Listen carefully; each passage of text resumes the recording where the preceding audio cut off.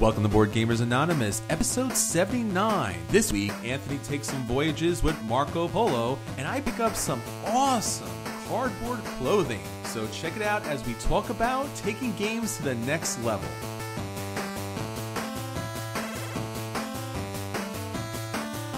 You're listening to a proud member of the Dice Tower Network, dedicated to bringing podcasters together for the greater good of gaming. It's sort of like Voltron, but with better lip syncing. Find out more at Dicetowernetwork.com. Welcome to Board Gamers Anonymous, the podcast about board gamers and the insane fun we have at the table together. This is Chris. This is Anthony. And this is Drew. Welcome to the episode, everybody. Once again, we are back. The boys are back in town, and we have a great episode for you. So just to start off with, we all know that Gen Con is just right around the corner, and we wanted to start off with this intro to give you a little bit of an update on what to expect for Board Gamers Anonymous at the upcoming Gen Con. Now, part of the really great news is that you can find us at booth 3030 on Thursday at 11 o'clock, and we will be manning the Dice Tower Network booth. So if you are at Gen Con on Thursday, please come out to see us. The whole crew will be there. Even Daniel will be there. Everyone's just going to come to meet Daniel, and the rest of us will be like, and we're here too.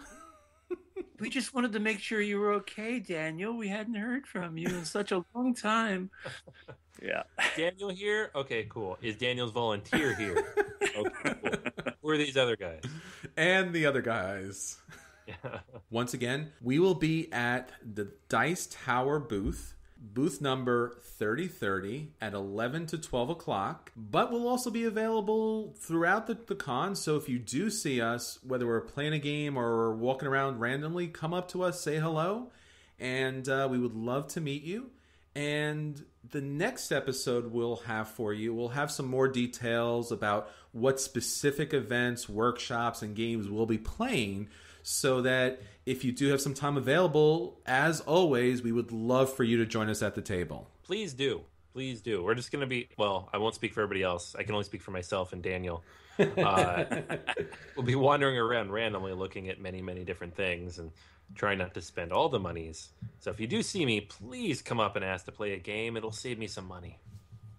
And this is actually all of our first Gen Con. So if you've ever been to Gen Con before, please help us out. You know, us walking around in circles usually means we're lost. And if you've never been to Gen Con before, then definitely come to find us, because we'll walk around in circles together until somebody finds us. All right, so that's everything for our intro. Now on to the news. Shouted from the tabletops! Sir, you're gonna need to get down from there. Gotta work on my echo. Hey, did you know last week it was Christmas in July? What? Yeah, that's what Amazon was calling it. Their Amazon Prime Day, supposed to be Black Friday deals in the middle of July. Guys, did you check it out? Were you overwhelmed by all the great deals? No. Games? No. I get up at 4:30 in the morning. I was super excited because I'm like, not many people get up this early. Not many people have these children to deal with. I'm going to be up so early, I'll get all the games to myself. And I logged on, and it was like handheld vacuum cleaners and ball bearings. And I love the ball bearings game. It's awesome. Laundry baskets. Oh, that. Especially when you play with the vacuum expansion. It was so bad. Such a bad sale.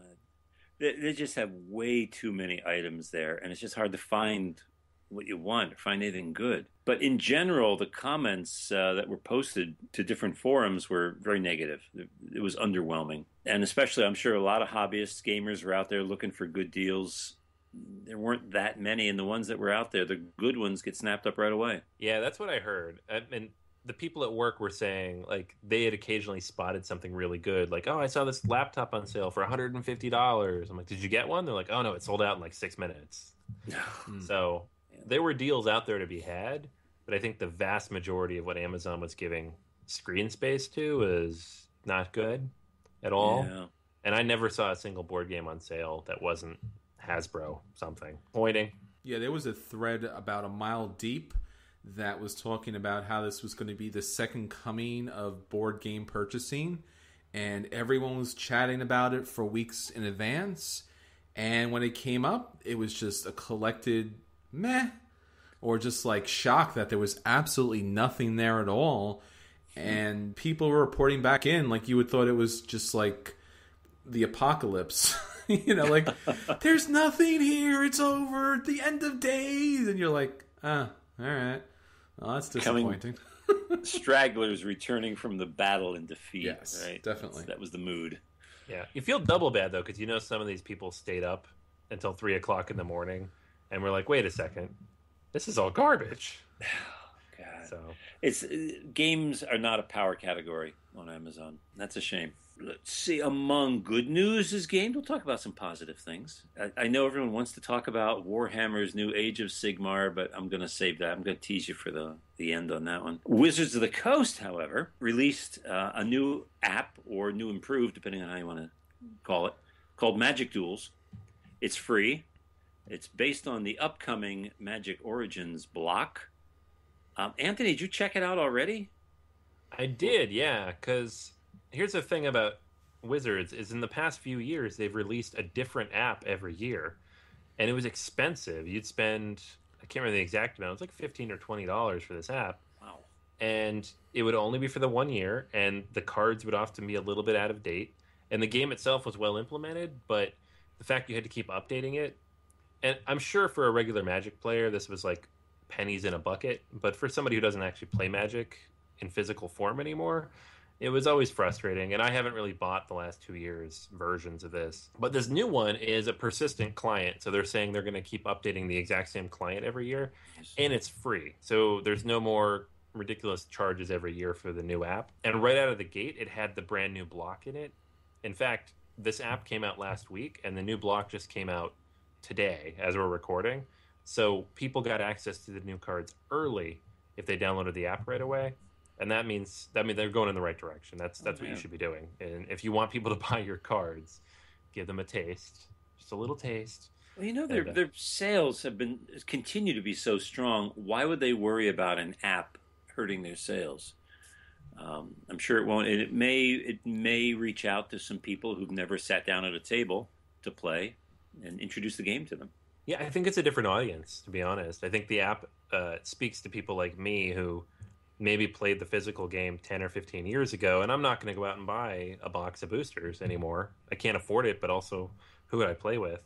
But I do enjoy the game. I used to enjoy the game a lot. So downloading a free app and playing it on the train or something, I'll absolutely do that. How's the AI? It is better. It wasn't horrible in the past, but it wasn't great. But this year is definitely better. So they've improved a lot in this app.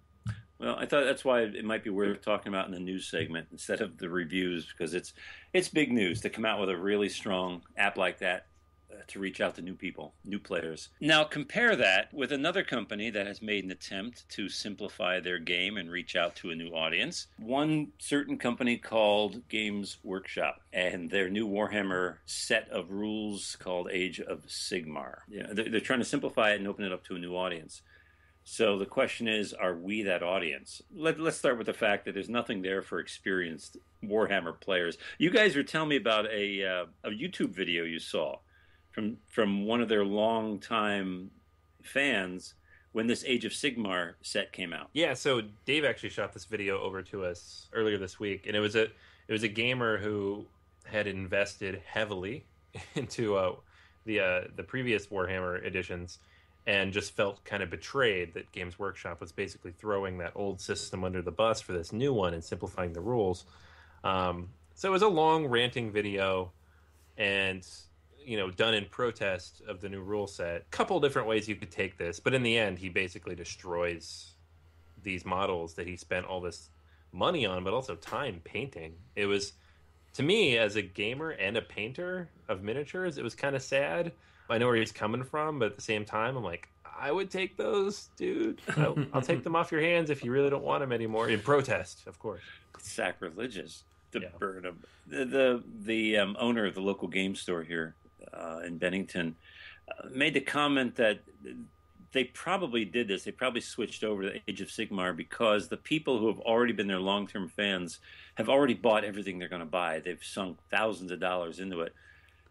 And they may have figured that market is tapped out. Might as well go for a new market, bring some new people in. Do you think that is a viable marketing strategy to like give the finger to your old supporters while looking for new ones? I think we've seen this from the board game side with Game of Thrones, the living card game, where they just retired pretty much everything they had put out originally to allow new gamers to kind of jump into the meta. And I know from playing Star Trek Attack Wing, not too long ago, they retired a lot of the tournament special cards and special abilities, and just to kind of restart again and to kind of put into play a format which things will come out, they'll be used in play, and then retire, just like Magic does that now. Yeah. And I think, having been around war gamers for a very long time, when you go to the game store, I've always had the utmost respect for them, because this is a lifestyle game, and I can appreciate how hurt someone must be, because it's a significant financial investment. It's a significant time investment, not just the painting, but learning all the rules, having all these measurements and rules and buildings. It's such a huge investment of time, money, and heart and soul. And then for some company that you've supported for so many years to go, everything you bought and everything you did, we're getting rid of that. So, I appreciate that. And it's because of that I've never got involved with it, because it just seems so enormous and so dangerous. And I guess it actually, in fact, turned out to be, because it does break your heart where, those figures, that army is so much of who you are in a social sense, and now it's gone. So, yeah. There's a big difference between retiring and rebooting. It doesn't... That's what they've done, is reboot. Yeah, it doesn't keep you from playing with what you have and using the rule set that you have, but so much of that game is tournament play. And I can understand if you've, memorized all these rule books in order to play the game, and now everything is different. I understand the company's point of view. They need to make money because they are a business, but at the same time, that's a bitter pill. And it was disappointing and sad to see that video and watch that person burn all his figures in his game. I appreciate it, but man, that was hard. As a fellow gamer, you really could feel that guy's pain. Yeah. One of the commenters I read mentioned that in the past, you could go anywhere. You could go to any store, to any tournament, anywhere, and you knew what you were getting into, what you were walking into. You knew the rule set, and nothing changed. And now you can't go from store to store without wondering, well, what's it going to be like here? What are we doing? Because there's the ability to do crossovers with different games. One person put it like square bases and round bases in the same game. Sure. They feel cast adrift at sea. Yeah, like I said, since it's a business, it's a hard trade-off for them, because they want to bring new people in who'll spend money, and the hardcore original gamers are probably not going to buy new things because their army's complete, or maybe buy a couple of more things. So do you stay true and loyal to your fans even though it won't make you more money, or do you throw them out the window and bring in some new players? And I think what it comes down to is they could have just created a whole new universe, but in the end, it comes down to they invested in that IP, and that IP is what's making the money, and they will do whatever they want with their IP. And as we talked about weeks and weeks, ago, it all comes down to the IP when it comes to gaming. I think of how Dungeons and Dragons, how that was handled, the new edition, which seemed to reset a lot of things, but everything else stayed current. It's not like, okay, this is how we're doing it from now on. Hey, if you want to stay with 3, if you want to stay with 4, that's fine. D&D can support all the different editions. Yeah, but the financial investment is different on that level too. You are buying books, you are buying miniatures, but not nearly the same level as a miniature gamer. Yeah, nothing really compares with like a game like Warhammer, because it's not even, the miniatures are expensive, but you could probably find another lifestyle game to compare it to. Like if you'd bought every single chapter pack for Game of Thrones, maybe comparable to different armies. But then there's the paint and the time it takes to paint that stuff. Yeah. That's not only a money investment, but a time investment. Mm-hmm. It's above and beyond any other investment you can make in gaming. And I can understand where people come from, because to me, it'd be like taking my entire board game collection and somehow negating all of it, which thankfully is not possible. But like, if that happened, I would be pretty upset. So I understand. Well, the more you guys talk, I can see where that guy on YouTube, where he was coming from. Definitely the frustration he had. One final comment I wanted to read and see if you guys agree with it. One guy wrote, "It seems like Games Workshop is trying to cater to an audience that just isn't interested in the big, expensive war game, while still trying to be an expensive war game." So do you think, are they going to get enough of an audience out of this change to justify ticking off all their regulars, all their long-term fans?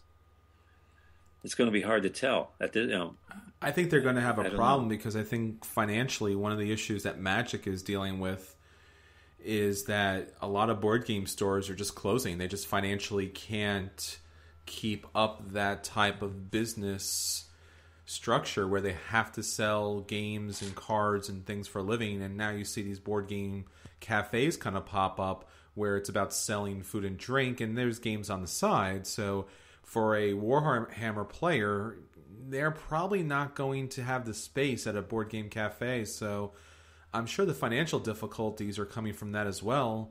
But this is not going to solve it. I can't imagine this solving it. No. No, and then there's also the issue of, 20 years ago, Warhammer didn't have a ton of competition. It had like strict military combat games to compete with, and that was about it. And so if you liked the fantasy theme better, you had Warhammer, and that was it. And now you have Privateer Press with all their games, and you have board games with all their miniatures that can kind of compete on a much smaller scale. Sure. You have Attack Wing and X-Wing and D&D Attack Wing. You have Dice Master. Like, all these different types of lifestyle games. There's so many options that you can kind of fit one to your personality and your likes. You don't have to play Warhammer, and they're all cheaper. They're all cheaper. Warhammer is the most expensive game out there in this field. So unless you really like Warhammer, and like you said, Drew, that audience is getting smaller because those people already bought all their stuff. Yeah. And they just alienated those people. It's a tough business model to maintain at that price level. Well, Games Workshop has been around for a long time, hoping that they're smart enough to make changes quickly if that's where the market's going. This may not work out for them. I don't see. It's not going to bring me in as a new player simply because of the cost. I'm interested. It's going to make me more likely to walk over to the table and see what's going on because I think I could grasp it better, but there's no inducement for me to start investing in it. None at all. And one more game company I want to talk about, our old friend, our beloved friend, Hasbro. They're making some changes to modernize. What they're doing is divesting themselves of all of their printing facilities. I think they just had 2 left, and they sold them off to Cartamundi, a big manufacturer of games and playing cards, world's leading producer of playing cards. But they sold off, one of the places they sold off was in East Longmeadow. It's an historic factory, actually. It was Milton Bradley's since the 60s. Spent a lot of years in Massachusetts, so I knew quite a bit about that company and its role there in Springfield and East Longmeadow. But that's gone. One more bright shining light from the hobby's past has been snuffed out. Now, Hasbro is still creating games. They're just not printing them anymore. But Cartamundi definitely has a reason for expanding their printing facilities. Cartamundi is, they've worked on the early editions of the Magic the Gathering. I think they work on a lot of the cards now. So the style of card that we use basically in CCGs and LCGs now, that's what they put together. A lot of different people go different places now, but it's such a big company that they print so much stuff that probably in your collection you have a lot of Cartamundi printed products. So you can get why they need more facilities. They're just ramping up. What got me was Hasbro's how they explained getting rid of their own production facilities. And I want to read a couple lines from their press release. They say, I quote, "The divestiture is in line with Hasbro's mission of building larger, more global brands. Hasbro will continue to invest resources in areas that will maximize the value of the company's brands globally.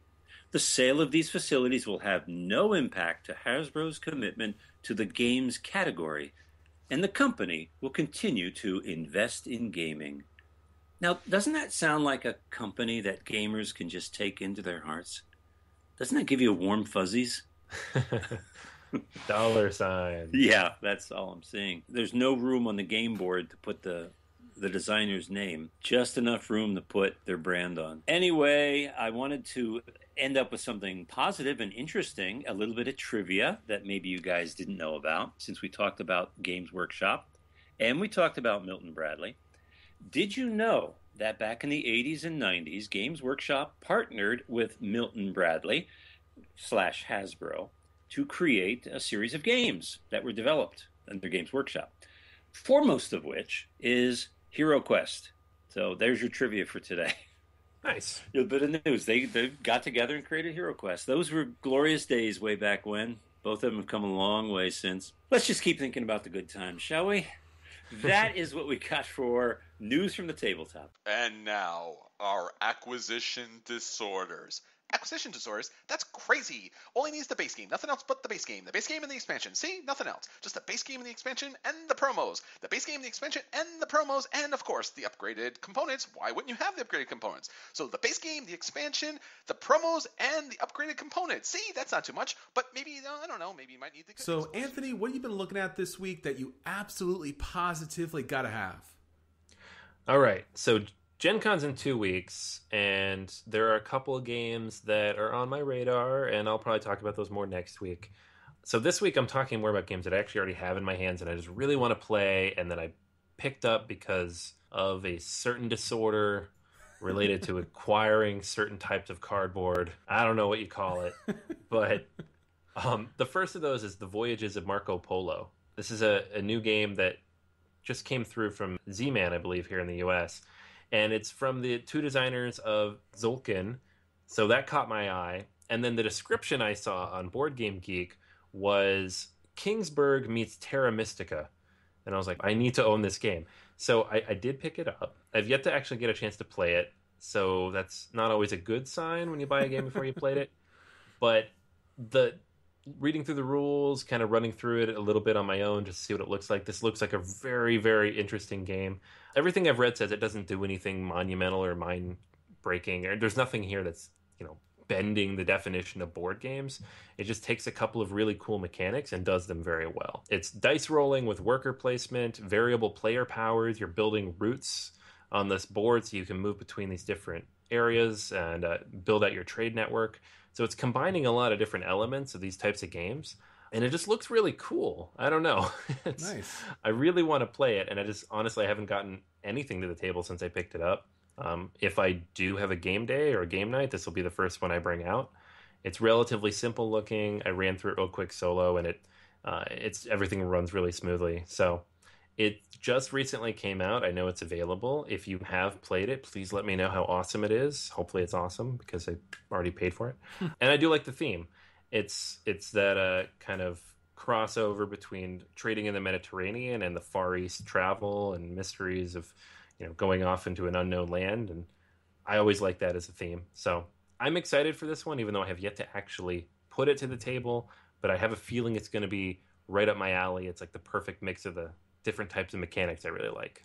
So you were having the cardboard sweats over this. You had to pick it up. Was it so bad that you picked it up for full price? It might have been. Okay. Although I did have credit at said store. Okay. So I justified it a little. Okay. So that's how strong that acquisition disorder was, that you actually paid full price for it. I did. And okay. It's always frustrating when you do that and then don't actually play it for a couple weeks. So you're like, I could have just waited. I could have ordered it. It would have been here the same amount of time, but it's okay. It's punched. It's now. It's here now. I can play it. Hey, look, punching a game is very therapeutic. It's, you own the game now. It's yours. It's marked. It's there. It's fine. You can kind of settle down. You could sleep at night again, right? Yeah. Punching a game is by far, it's one of my top 4 things to do in life. Sure. It's up there, like hugging my children, Just make sure you don't mix those two things up, like you hug your game and punch your children. That would be really bad. Oh my god, my son! When I was punching this one, he was still awake, and he came bolting across the house. He's like, "What are you doing?" With his big grin on his face, and he helped me punch the game because he's like, "I have to do that." It kind of reminds me of like picking apples at an orchard. You're actually paying to do some manual labor in order to obtain the actual product you want. So it's really kind of like almost a first world problem. It's like, oh, look, something that's not assembled. So let me assemble it. Oh, this is so awesome assembling this. I know, and for me, it goes even further. Like, I like punching games. I like gluing together miniatures. I like painting the miniatures. I'm like the only guy on the planet who likes all these things. All right. And I'm like, I will combine all of my game pieces. Give me a giant box of plastic. I will build the game from scratch. Well, we'll actually talk about that a little bit more in our feature review, but yeah, I'm there right down there with you. So for my acquisition disorder this week, I'm going to talk about something relative to board gaming. It's a current Kickstarter that's out there right now, and going back to my Kick in the Habit days, I want to talk about Cardboard Clothing, Apparel for the Modern Board Gamer by Justin Schaefer. His campaign ends Wednesday, July 29, 2015. Now, Cardboard Clothing is actually t-shirts and various clothing, including ties, your regular straight long ties, your bow ties, and also coming up soon as far as his campaign is unlocking, there's also going to be long sleeve shirts and hoodies. Now, you've probably got a ton of this stuff because you're a good geek like the rest of us, and you got those shirts for all of the great sci-fi and fantasy kind of themes. But these shirts and various clothing is specifically about board gaming. So, for example, there is a longest route shirt that actually looks like a New York subway sign that says Seattle to New York, and then it has in circles in the colors, the yellow colors, TTR, so for Ticket to Ride, and then below it, it has the number 22 or 2 and 2. So because if you're a Ticket to Ride fan, you know that's the longest route. You know that's 22 points. And that's obvious to me and you and to every other gamer. But everybody else on the planet is going to look at that shirt and go, oh, that's kind of weird. Why would they have a subway station shirt? But all right. But this has a large number of different game-related shirts. So there's a Seven Wonders. There is a Pandemic shirt. There is a Uwe Rosenberg Agricola shirt with the clay oven bakehouse. Now, you have to be an Agricola fan to know what that means. So there is a Power Grid shirt that looks like the GE symbol. There's a Meeple shirt, and then there's kind of a couple hipster shirts with a kind of traditional hipster mustache and beard. There's a Coexist shirt with all the different type of gaming clubs kind of stuck together. And my favorite, which is there are 3 shirts, which is your favorite designers. So there's Feld. There's literally a Feld shirt. This is Feld is my homeboy. There's an Uwe Rosenberg shirt. Uwe is my homeboy. And there's a Vlada Shavalta shirt because Vlada is my homeboy. So there are 3 shirts like that. And then there's Meeple ties, which are pretty cool. So the campaign's running right now. And what's really cool about this campaign is as they reach their stretch goals, they're opening up new designs and taking polls to see what people are looking for. So if you do not have board gaming shirts, I would highly recommend going out and checking out this campaign right now. By the time you're hearing this podcast, there should be about a week left for this campaign. And right now they're about $10,000, so they're unlocking stretch goals left and right. I got a chance to very briefly speak to Justin, and seems like a very cool guy. They've completed multiple campaigns, so you can trust that they actually know how to get things out. The company that's producing the shirts is an actual legit company in Colorado, so this is all in the up and up. This is a campaign you should back, and as Kick in the Habit would say, kick this campaign off. I recommend this to everybody but my immediate friends because I already backed the highest level campaign pledge level because all my friends will be getting shirts added to their Christmas presents. Anthony's not listening to this, right, Anthony? You're not listening to this. Wait, what? I'm not supposed to back You're this? not supposed to back this because you're going to get something. Oh, all right. You can back it. You're just going to get 2 of everything now. Yay! Yeah, so at their... That Power Grid shirt is awesome. Yeah, at their $175 pledge goal, which is the ultimate wardrobe, which I backed, which is a $290 value, 1 of every shirt design in the sizes of your choice, as well as 2 ties of your choice in the vintage maroon or classic black pattern. Pledge level also includes all the stretch goals. So there'll be additional things like coasters and stickers and things like that. So check it out, back this campaign, and I think you'll be greatly satisfied. And once again, like other things I've talked about on Kicking the Habit, like the calendars and their posters and things, this is really a great way to kind of promote the hobby to people that might not think that board gaming is the hippest, coolest thing on the planet, but they take a look at some of these shirts, and now you got a conversation going. Now you could break the game out, and now they're into the game, and, you know, now they want a shirt. So it works really well, and you still have time. Jump on this campaign. That's awesome. I didn't know about this one. Those are really cool shirts. Aren't they? They're awesome. Because Feld is my homeboy. He is my homeboy, too. I think everyone should have a Feld is my homeboy shirt. Right? I know. And it's cool because it's like one of these little things. It's like an inside joke where everyone at a board game store is going to totally get it, and then nobody else. Exactly. And they'll think you're just a hipster, and you're like, no, I'm a nerd. That's right. It's like, Vlada? Who is this Vlada? Like, don't worry about it. You don't. If you don't know who Vlada is, I don't want to talk to you, man. I'm just saying.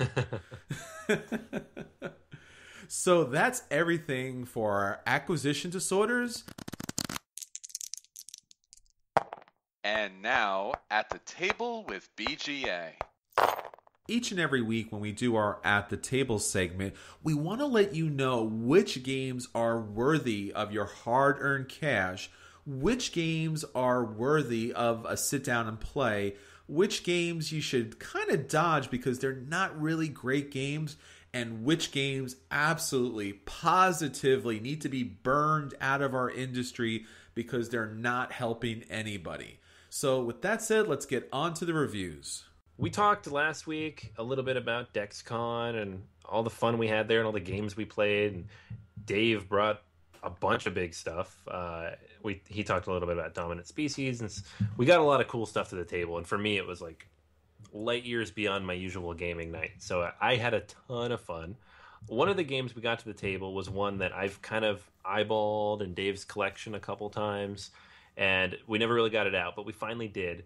And that was Stefan Feld's Notre Dame. So this one is super out of print, so that's the reason why I haven't played it to date, and Dave's the only guy I know who has it. But for a Feld game, it's actually very, as Daniel would say, charismatic to look at on the table. It has this very cool board that's modular that adjusts to how many players there are. Basically, there's like a quadrant of the city for each player, and they all kind of come together to the middle where the Cathedral of Notre Dame is located. And what you're going to be doing is drafting cards each turn, pulling from your own deck of cards, but then drafting with other people and playing 2 actions from all the cards you pull out of that draft. And those actions will be a number of different options on your own board. I think there's 7 total. And some of them let you take more workers. Some of them let you take more these markers. Some of them let you reduce the track so that the rats that are overrunning your part of the city get reduced. Because if the rat track fills up, then you get penalized in a pretty significant way. Some of them let you get victory points. There's money on there. There's a park that kind of lets you build towards a multiplier. So you get extra points every time you score. So there's a lot of different things you can do. And like a true Feld, there's a lot of different ways to score points. Money is super limited in this game, so getting a little extra money early is important. But really, everything is limited. I think the final score in this was in the low 30s. So you don't get a ton of points. You don't have a ton of cash. You don't have a ton of workers, nor do you have a ton of anything else in the game. And there's plenty of rats. So you have to find a way to kind of balance it all out so that at every point in time you have just enough of what you need to do what you need. Because the way you're going to score the most points probably, is going to Notre Dame. And you're going to get points for going there initially if you pay the cash that goes with it. But you're also going to get points if, based on the number of people who are there at the end of every round, and there are 3 rounds, you're going to divide 12 by the number of total workers that are on that space. And the more people you have, the higher percentage you get of that for the points. So it's a very interesting game. There's a little bit of travel involved too. You can move your cart around the board and pick up some of these bonus tokens that are located around the board, not only from your own section of the city, but from the other sections of the city. There's a lot you can do. It's fun to look at. The graphic design on this is very good. I was actually very impressed because most Stefan Feld games fall on one side or another, and the majority fall on the one side where they're not super charismatic to look at. But this one definitely was.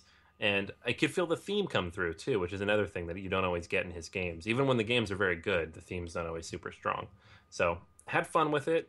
It was a little late in the night, so it's definitely a game I want to get to the table again because I don't feel like I quite had a firm grasp on what my strategy was until the second or third round. But I had fun with it. It was pretty quick. I think we played it in a little over an hour, and it was unique. And that's the most important part. It's very unique because it drew in the card drafting mechanic and the moving your card around the board, and you had your special friend who kind of moved wherever and acted as a wild card, and you're just balancing all these different things. And it even had the mechanic I don't really like a lot in Euros, where you have to negate the negative of the rats, and I didn't mind that too much because it was something you could manage pretty effectively. And if it hit you, it didn't make you lose the game instantly. So that was a good thing too. Mm-hmm. Yeah, this was a really interesting game, and I'm so glad that Dave brought this out because I get to check off another Feld game from the long Feld list. But it's a very unusual looking game, as you mentioned, Anthony, the way it kind of lays out. I don't think I've seen anything like that before. Have you? No, this was super unique to me. And I know we played with the full 5 players, so we got to play the full board if you see the pictures of it.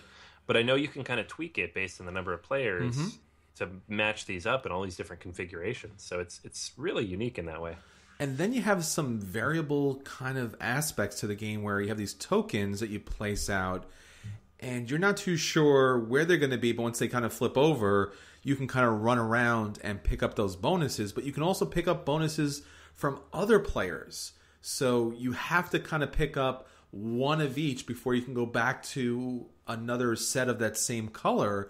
That was an interesting dynamic. Then you have this card drafting where you get to pick from your little deck 3 cards, pick one, and then pass them around. And man, that was kind of weird and different too. I have my own cards. I want to play these cards, but then I'm going to get other cards, and then I can pick from those cards. But those cards are also the cards that are in my deck. So I'm not sure the mechanics or the math behind that whole thing, but it was weird and different. And I don't know. What'd you think about that? I thought it was interesting because what it ends up doing is you have so few options, and yet you have so many options. And it's like the same options too. Yeah, and it rotates through. It's funny because like any good Euro, you can choose early on to just go for points, and Sure. You'll probably be on your own, and you could stock up on a bunch of points early, which is what I did actually. I scored maybe 15 points in the first round, and everybody else had like 2 or 3. Yeah. But then I scored 0 in the second round because I had basically ignored the rats the entire time. So I had to spend that whole round taking those cards to mitigate rats. Sure. And that meant I kept passing the good cards to my left, and Michael kept getting all those good cards, and he scored like 20 points in the second round off those cards I gave him. Sure. And then in the third round, it's a little more balanced because everybody was back in the same plane. You really can't do both. Like, I like a game where you have good decisions to make. Sure. And in this game, you do, but there's a consequence of every decision you make. If you go for the good thing, it's probably going to hurt you a little. If you try to help yourself and, catch up from the rats or build up on some cash, then you're not scoring points. So you always have to balance it out. And I liked that. It was just the right amount of tension for me. Sure. But not so much that I felt like the game was stressing me out for no reason. Yeah, it did seem like the options were open to you. So when you got that hand of cards, you could say, well, I could kind of really focus on one spot and just put a lot of guys there because each of the spots benefited by having a lot of little cubes on it. So the more you could fill up an area with cubes, when you go back there again, it scores multiple points or a lot of money or benefits you greatly as far as taking care of the rats in the game, or you could run towards the Notre Dame Cathedral and that scores you points. So there was a lot of different ways to play, and then the special unique characters that would come out that would determine how many rats would come out and would give you an opportunity to buy their special ability. That was pretty dynamic. I think this game would really benefit for multiple plays just to try out all the different strategies. It's not a heavy game. It's a light to medium Euro, but it does have some surprising complexity to it.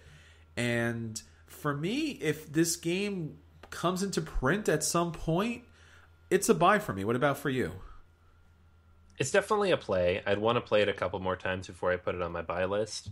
The problem is how hard it is to play. I mean, again, Dave's copy is the only one I've ever seen. It's out of print.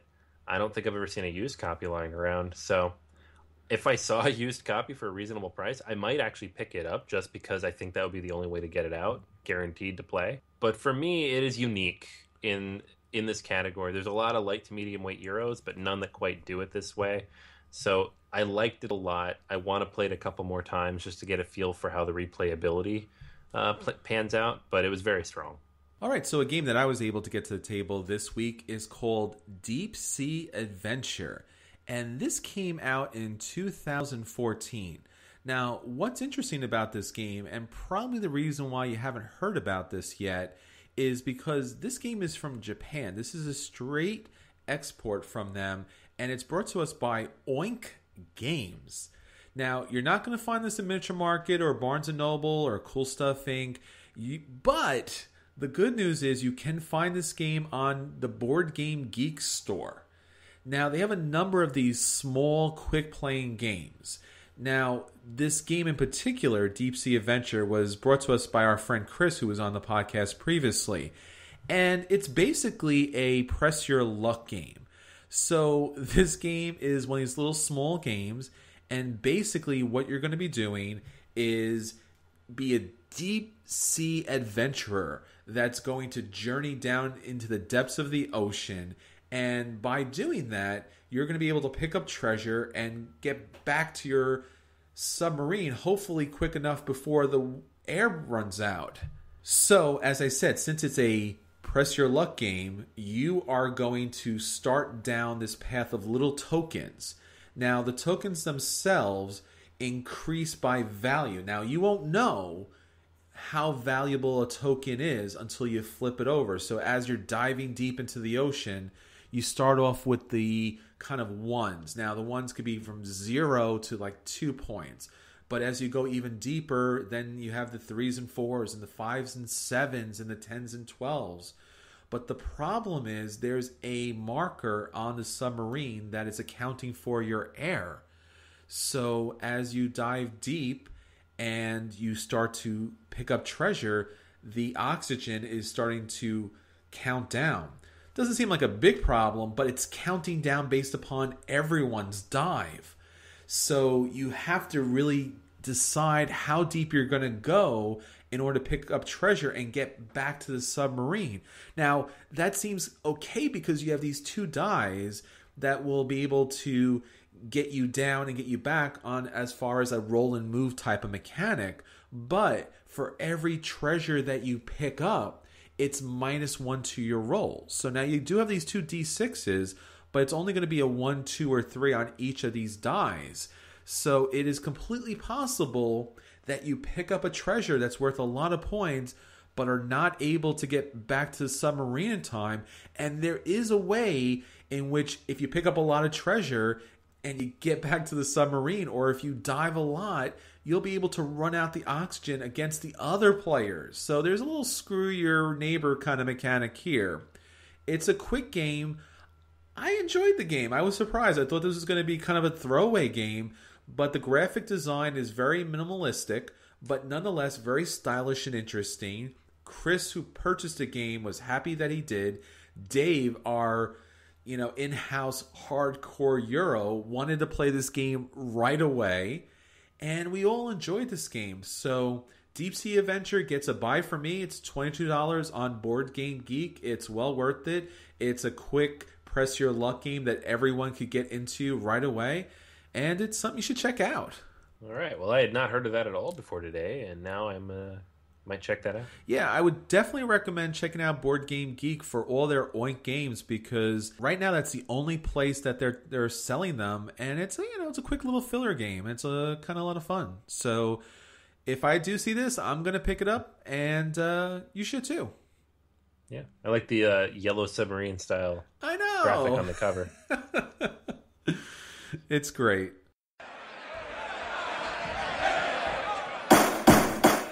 Hear ye, hear ye! The Board Gamers Anonymous Court is now in session. All judgments made by the Board Gamers Anonymous Court are binding. Your get-out-of-free-jail card is not valid here. So for this week's feature review, we are bringing back BGA Court because we have the most pertinent issue. Do you chrome out, sleeve your games, or if you want to do it the right way, do you go original, clean, raw? How do you play your games? Do you spend the extra money, or do you play with it as it is? So for this BGA Court, Anthony is going to take the wrong position of totally chroming out his games, and I am going to take the right position, which is stay with the tried and true original game as the designers intended. Right, Anthony? I feel like I lost the coin toss on the intro here. It's not cool. That's what happens when you host a separate intro? podcast. Yeah, I know. It's not cool. It's completely unbiased. It's not my fault. Bias the jury.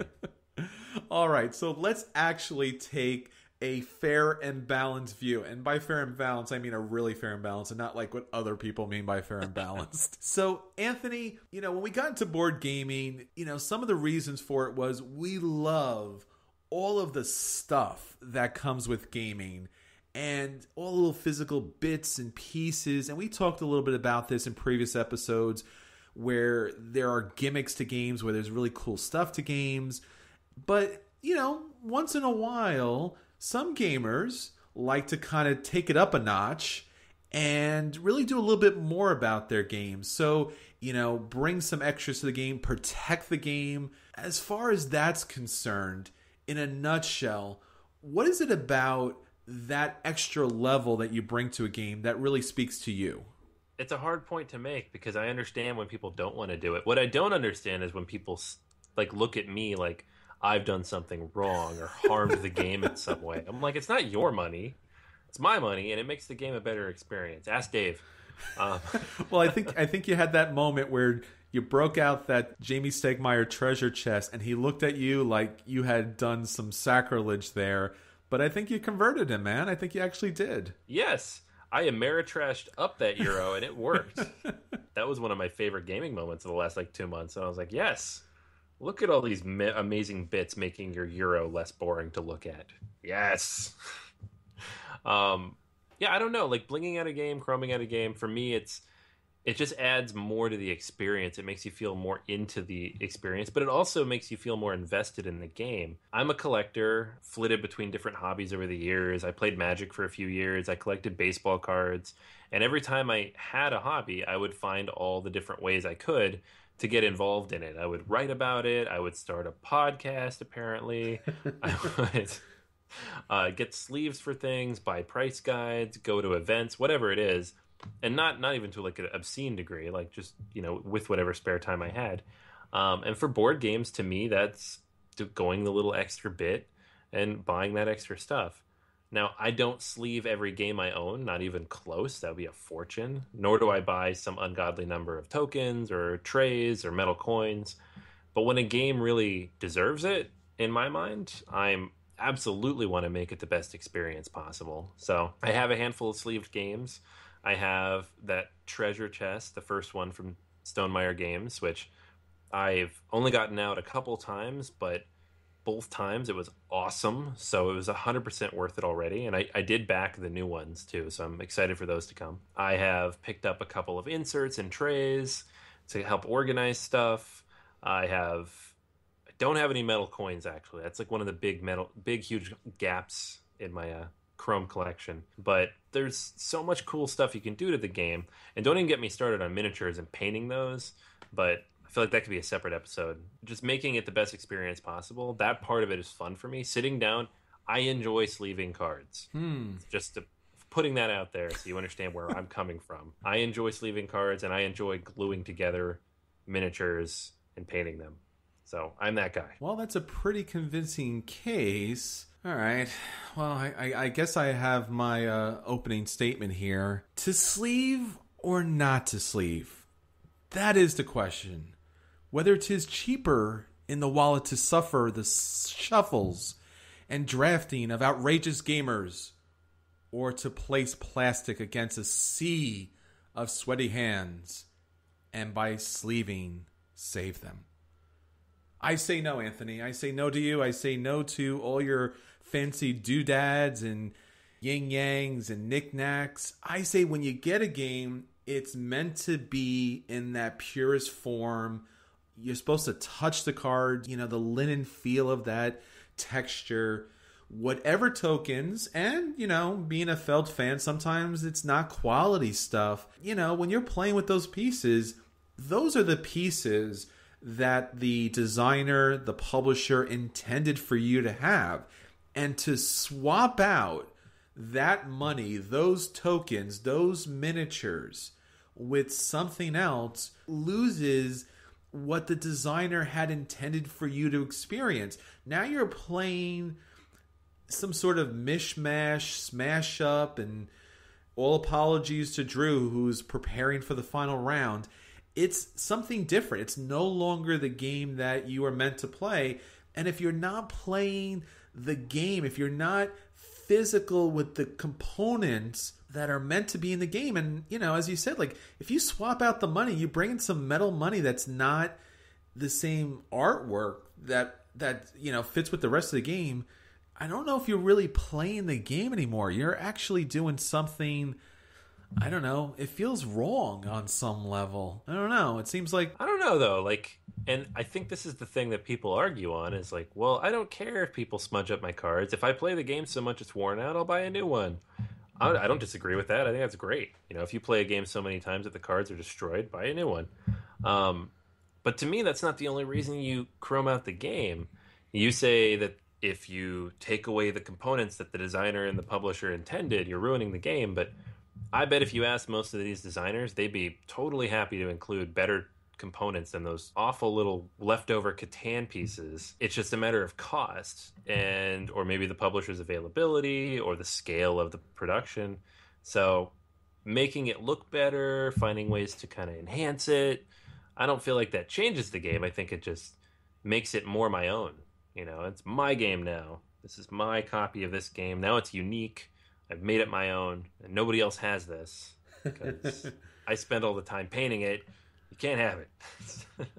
Well, I wonder, as far as, especially Eurogames, where the theme is very thin to begin with, if we start swapping out the components, if we start pulling the game apart and bringing other things in, even if it's a generic component that can match multiple games, don't we lose somewhat of the feel of the game if this is the same money we're playing in multiple games? I mean, I don't think that's a bad point. I mean, it depends on the money. If you just have generic metal coins and you use them in, like, let's say Power Grid. Power Grid's a great example because the money in that game is horrible. It's paper. And if you play that game for more than a dozen times, you're going to start bending and shuffling. It's going to get lost. I found a piece of Power Grid money under my couch the other day that was folded in half, and it was one piece of money, and I was super mad. But if it had been a token or a piece of plastic, it would have been in perfectly fine condition under the couch. To be fair on that one, when you get a deluxe version of a game, when the publisher releases it, and they fix something like that, like the deluxe Power Grid has plastic money now, then that wasn't the initial intention. Sure. And they realized that it was a problem. So I don't think blinging it out, if you're fixing problems that have always been there, is a problem. If you end up using the same components for every game, I haven't used my treasure chest that much. I don't know if it'll become an issue. But at the same time, with a game like a Euro, I could pull 5 Euros off my shelf and they probably all use the same components. So I don't think it's that much different than using the same treasure chest components in all 5 of those games. Mm-hmm. And I know that at some points you do need to sleeve a game or protect the components on some level, because there's nothing wrong with a well-worn or well-loved game. Sometimes, especially with some cards, and I'm talking to you, Citadels, it's easy, and it really shouldn't be easy, to mark up the cards, and then you're really giving away information. So there are some circumstances, I'll give you that, where if you're not protecting the components well, it's going to hurt the game because you're not going to have enough money, or you're going to give away information, or some slight damage actually works against the gameplay. Yeah, totally. Like, games like that are tough. There are other games that I've sleeved cards for different reasons. I sleeved all of my Imperial Settlers cards because I play that game with my son and he likes to shuffle the cards. And I don't want him destroying those cards because it's a hard game to find. There are other games still, like Sentinels of the Multiverse, where the card quality is so bad that you either have to choose to allow them to basically be destroyed and have to buy a new copy in a few months, or get the heaviest sleeves you can find to keep them from bending. I don't know which side of that fence I'd fall on. You have Sentinels. I'm sure yours aren't sleeved, but if I bought it, I think I'd be torn a little bit. Yeah, and I think we should talk about sleeving specifically, because while money in a game is something that's challenging, or resources in a game is a challenging, like you said, a lot of Eurogames use the traditional gold, wood, stone, and probably wheat in multiple games, and money is often used in certain denominations, maybe 1, 3s, 5s, and 10s, where you can kind of pick up a bunch of money or a bunch of components like you're talking about with the Stonemaier treasure chest. When it comes to sleeving really is its own thing, because I talked about this on an earlier episode. The first time I played Sentinels of the Multiverse, one person who was playing one of the decks that came back to me, the cards started to warp. And I know that if and when I do play that game next, the game is just heading down a really bad road where those cards will really get worn out rather quickly. But yet, if I do go ahead and sleeve that entire game, sleeving that game is probably going to cost me more than my purchase of that game, which was on sale. So yeah, I'll still have the sleeves later on if I need to unsleeve the game, but is it worth the time? Is it worth the money? Is it worth the effort to pick up sleeves, even though it's going to save a game, but it's a game that you could pick up later? So I don't know. What do you think about that? Yeah, I think that game's a great example, and it's a relatively inexpensive game, so what do you do in that situation? I think in a game like Sentinels that's going to be in print for a while, it's hard to argue to sleeve it. But let's say Sentinels was a game that came out and did okay, but not many people picked up, and it hasn't been in print for a year, and it still had horrible quality cards. I would probably sleeve it, because you don't know if you'll be able to find another copy easily enough. In this hobby especially, so many games become hard to find. And even if they reprint it like 2-3 years down the line, if you really like it, you don't want to wait for that or pay some outrageous eBay fees. So that's a situation in which I would consider sleeving it. Sure. This particular game right now, I really wouldn't worry about it. Sure. But there are a lot of games that I would. So like if I'd gotten a copy of Dead of Winter last Gen Con, I probably would have sleeved part of it, just because it was so hard to find. I'm like, if this gets destroyed, I can't play it anymore. So games like that, you want to take care of. Whereas like a core set for a Fantasy Flight LCG, you could pick up another copy for $20 on Miniature Market. I'm not going to sleeve 350 cards. Sure. You and I in the past have picked up games where literally it costs more to sleeve than to buy another whole game. And usually that's the deck builders, where it's just going to be crazy amounts of money. And I think we've had several friends of ours, and I think Daniel is one of them, with Marvel Legendary, where it's just hundreds of cards. And if not hours of sleeving the game, adding to the weight, adding to the bulk. Sometimes even when you sleeve a game, you can't fit it back into the box. And that becomes a challenge too, because now you spent all the money that you had purchasing the game, sleeving the game. You spent a lot of time on that, and now you can't fit it back in the original kind of setup for the game. Now what do you do? And that adds some problems to the game. Not to mention when you actually have to shuffle a deck, and if the sleeves are not cooperative, you're going to have some problems with that too. Yeah, for sure. Like, I sleeved Boss Monster when I got it originally. And honestly, for the life of me, I don't remember why I sleeved that game. The card quality's good. And I played it a decent number of times, but even still, I don't think the cards get that much play. I think I just had some sleeves lying around, and I was really happy to have that game, so I sleeved it up. And they don't fit in the box. So Sure. I have that box closed with a rubber band right now. And I haven't unsleeved them because that's a lot of work in its own right. But it becomes an issue. Like, once I had sleeved it, I'm like, ugh, I wish I hadn't. And now I'm not going to undo it. But sometimes you don't really have a choice. So it's definitely an issue you have to think about. Like, is it going to fit in the box? Does it really need to be sleeved? Are people going to be annoyed? Is this the kind of game that the cards get shuffled around enough that it even matters? Mm-hmm. Like, if they don't get touched that much, why would I bother to sleeve them? I see your point on the sleeving. I definitely have sleeved more games than I would have expected, but not as many as I would necessarily like, just because of cost. I have a box lying around with 900 plus Lord of the Rings LCG cards in it, and I'm not going to sleeve those, even though it would look really cool with the Lord of the Rings back sleeves. Sure. But that's $25-$30 of sleeves. I'm like, I'm not spending that much on sleeves. Sure. And we should say, too, if you are not a hardcore hobby board gamer, you may not be aware there are some times, and I think Anthony would agree, where sleeving is probably more necessary than not. So if you're doing a card drafting game, and by that which I mean you get a deck of cards, you look through the deck as far as a small hand is concerned, you pull a card out, and then you pass that hand around. And we talked about this earlier in Notre Dame. Those cards are going to get handled a lot. And another example would be tableau building, where you're going to play a card on a table. So you are going to actually move that card a lot on the table. And if that table isn't perfectly clean or smooth, that card's going to get damaged quite quickly.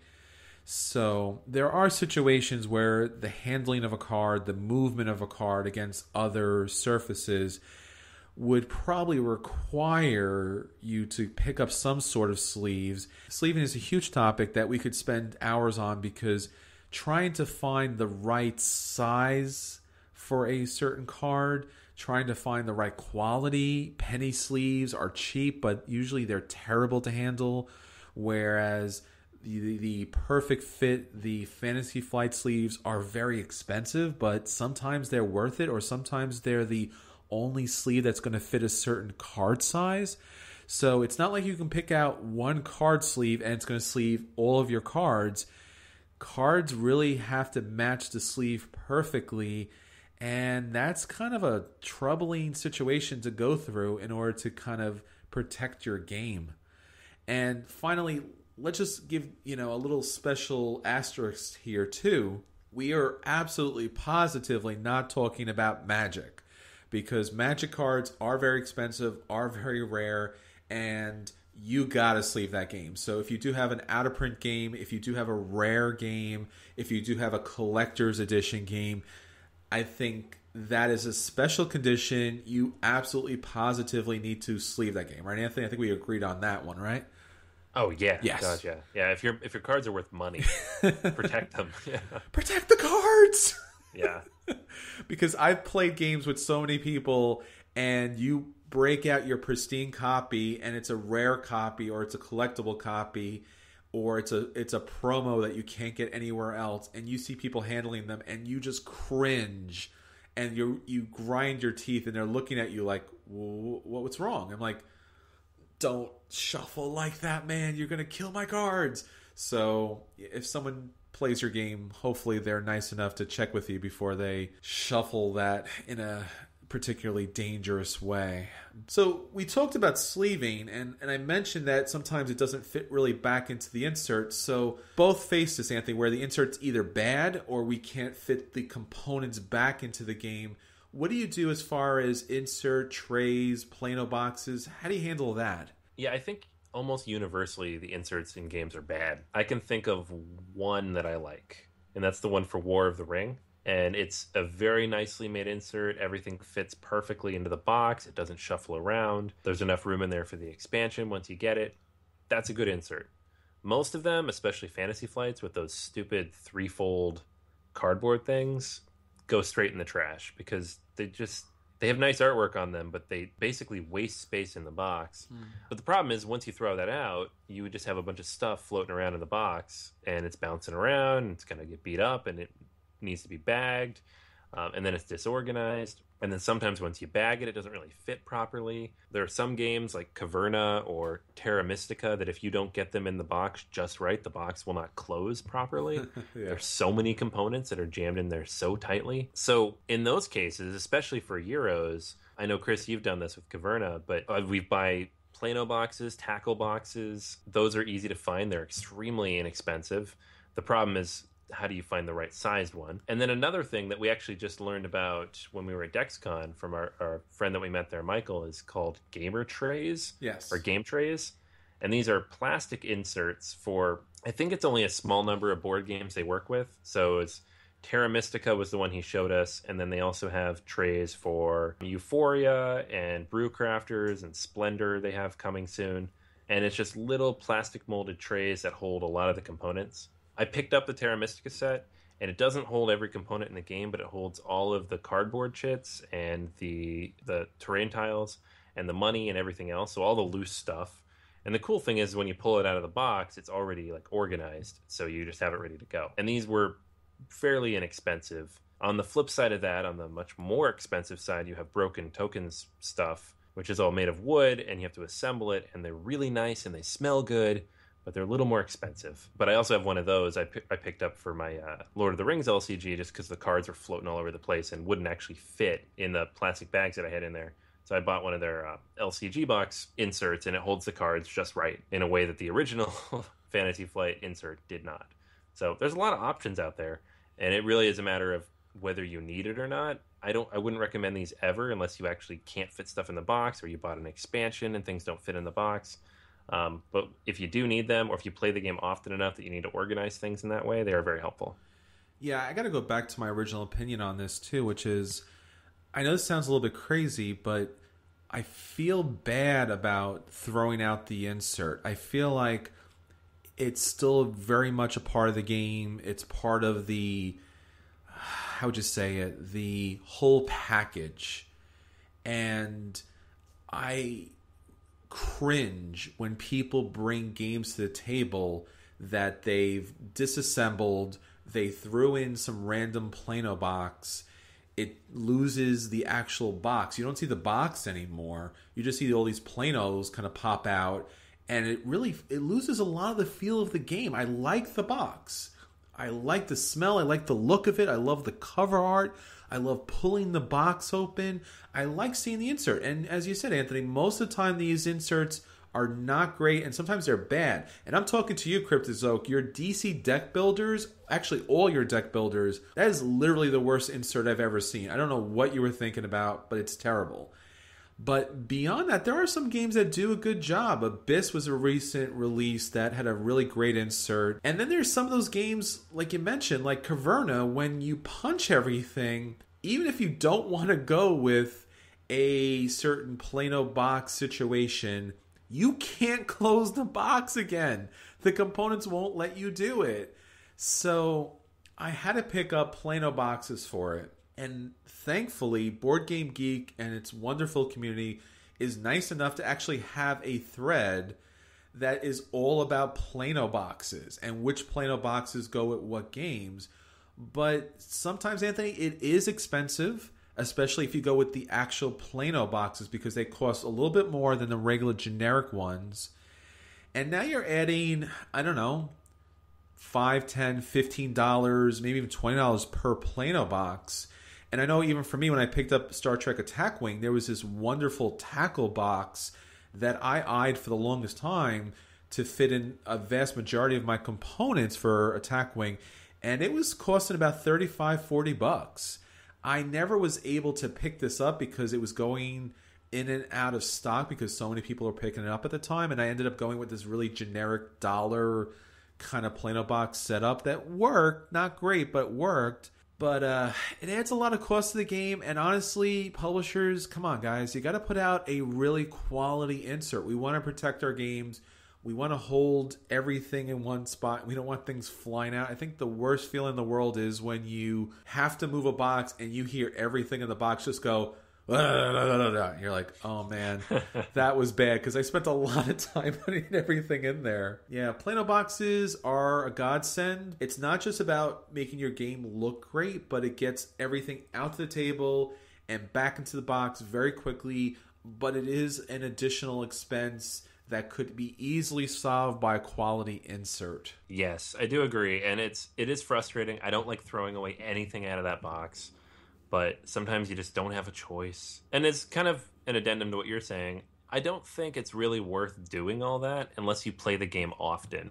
Okay. If you're not going to play the game frequently enough that it actually matters to keep it that organized, I wouldn't go spend a bunch of money on Plano boxes or game trays or broken token pieces that will organize that box, because honestly, just take the game out when you're going to play it and pull everything out and organize it. If it's a game you're going to play every week or two and it has a ton of pieces and the box is a pain to get everything back into, and you know you're going to have to do it every now and then, totally worth organizing it, spending a little bit of extra money. The investment levels lower them because you're getting more fun out of the game, and you're not going to be so frustrated in cleaning it up. Yeah, and I think on that point too, we mentioned this kind of in and out a little bit. Baggies are a big thing in board gaming, whether it's putting miniatures, putting money, putting tokens, victory points. Sometimes they work, sometimes they don't work really well. Sometimes you have to find the appropriate baggie that kind of goes along with it, or the certain thickness. I mean, man, it gets a little bit crazy, right? Yeah, totally. And it doesn't help that some publishers are much better than others about giving you enough bags for your game. There's nothing more frustrating than opening a game that has hundreds of components and you get like 4 bags. Sure.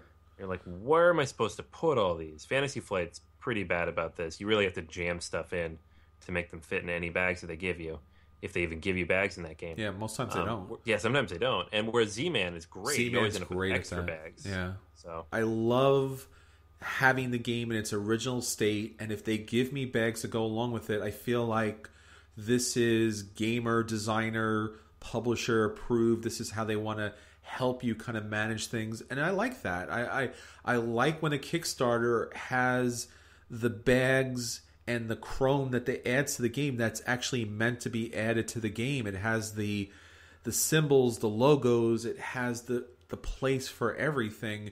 And it breaks my heart when there's games like Seven Wonders Babel that no matter what you do, it doesn't fit back in the box right and everything kind of moves around. Or Suburbia, which is a game that I do love, but once you punch the game, there is literally no insert in there. And I commend them again and again on their expansion just being the boards, but once again, I don't know what to do with it. I have Mad King Ludwig kind of just shambled in there. I bagged each and every room, and now I don't know what to do with it. And I might have to go with Broken Token or purchase some elaborate Plano box set to kind of fit everything in, because it's just taking way too long to get that game to the table. And it's not a matter of, bringing that game to the next level. It's just a matter of getting that game to the table. I prefer to get a game, and if I really like it personally, if it's one of my favorites, then I personally will make it the deluxe edition. So tying it all the way back to the beginning of my opening arguments, that's my copy of the game. It's unique. Nobody else has that blinged out version. It almost cheapens it for me if the publisher makes Ultimate Edition and everybody can go buy it. So are you saying this is my game, there are many like it, but this is mine? Yeah. Well, I like to stick to the original intent and construction and architecture of the game as much as possible. I don't want to have an interchangeable component. I want to have a component that matches the game. I want to have a theme for that game that plays out in every piece, every chit, even if the chits and pieces are a little bit of lower quality. So whether you sleeve your game up and enjoy the wonderful process of feeling everything is protected and supersized and chromed out and just best it can be, or you enjoy the raw feel of the original game, get out there and game, man, because there's a lot of great things to do with games, and sometimes it's not just gaming, and sometimes it's just bringing it up to a next level. And now, our final round. It's Restaurant Week in New York City. You may not be familiar with that. That's something very, very special every year in New York, where the restaurants have a nice, slimmed down, simplified menu that everybody could get for a good, reasonable price. It is something that's done under different names in different cities around the country. So most larger cities have their own version of Restaurant Week, where you can sample everybody's fares, everybody's great flavors. So I thought this might be a good week to pick our favorite restaurant and eating games. And I'll give you an example. One of my favorite games is called A la Carte. And it's a European game, of course, but from 1989. But it's something that has a lot of legs because the components are very good. They have some nice three-dimensional, how do I put this? They have some nice three-dimensional pieces, a hot plate that you build and work from, and then you have a miniature pan where you're cooking your dish for the day. And everybody has their own little hot plate and pan. And they're throwing ingredients into the pan to try and get a perfect dish. And you're also trying to sabotage other players, ruin their dishes. And you don't want to overseason. You don't want to put too much into yours. It's a lot of fun. Anytime you get a game where you have a three-dimensional, tactile interaction with it, it just ratchets up the fun. I enjoy it. A lot of fun. A la carte. How about you guys? What are your favorite restaurant games? So there's a game that I played at Myriad a couple years ago that I really enjoyed, and I kind of wish I'd purchased now because I think it's kind of hard to find at this point. It's called Wasabi, and the goal of the game is you have this board, and everybody starts the game with a certain number of tiles. You'll be drawing more, and you're placing different parts of the sushi recipes onto the board, and you have different recipe cards that you're trying to complete. So the game is super quick. It's like 30 to 45 minutes, but you're trying to manage the board against the other players, and you're trying to build off of what they put down to complete your recipes.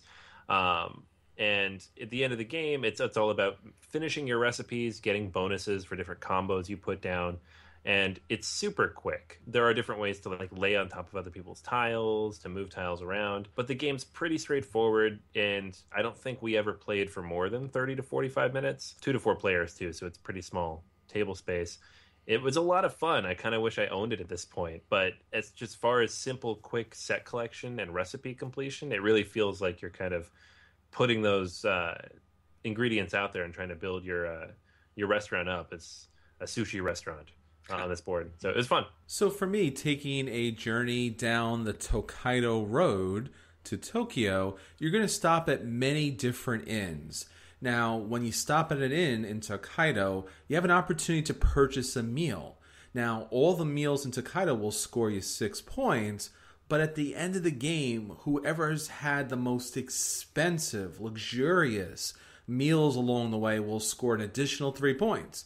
But what's really cute and fun about this game is when you do get to the end, and if you get there first, you have the most choices of different entrees. So you could pick up sushi and tofu and miso soup, and the artwork is nice and beautiful, and you get to lay this out on your kind of player area so you can show everyone the outstanding time you have. And just with everything with Tokaido, it really is a luxurious, serene visit. And going to the inns and the restaurants here in the game is such a big part of it. That is our final round for today. So that's everything for this week. Please keep in contact with us on Facebook, Twitter, BoardGamersAnonymous.com, our guild on Board Game Geek. Don't forget about our Patreon account. The more you support us, the more we can put out there for you. And especially with Gen Con coming up so close, let us know. Are you going to be there? Are you going to be in the area?